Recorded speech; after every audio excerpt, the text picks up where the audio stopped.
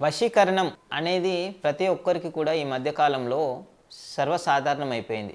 అది ఒక వశీకరణం అనేది ఒక భూత పదం లాగా అయిపోయింది. వశీకరణం అంటే మనకు ఏదైతే నచ్చుతుందో దాన్ని మనం వశీకరణం అంటాం. అంతేకాని దాన్ని పొందాలి, అనుభవించాలి, ఆస్వాదించాలి అనే పదం కాదు. మనకి ఏదైతే నచ్చుతుందో దాన్ని మనము వశీకరణం చేసుకోవడం. అంటే ఇప్పుడు మన ఇంట్లో మన పేరెంట్స్, మన పిల్లలు, మన యొక్క తోబుట్టువులు వీళ్ళందరితో కూడా మనము ప్రేమపూర్వకంగా ఉంటాం. అంటే వాళ్ళతో మనం వశమై ఉన్నాము. వశమై అంటే అదొక భూతపదం కాదు.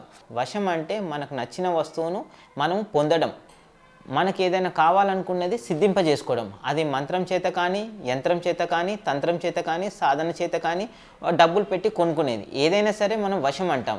సో వశీకరణం అనేది ఈ రోజుల్లో ఉంది. అది పూర్వకాలం నుంచి వస్తుంది, ఆచరణలో ఉంది, విధి విధానాలు ఉన్నాయి, దానికి ఇప్పటికీ ఉంది. అది మన కలియుగాంతరం వరకు కూడా వశీకరణం అనేది ఖచ్చితంగా ఉంటుంది.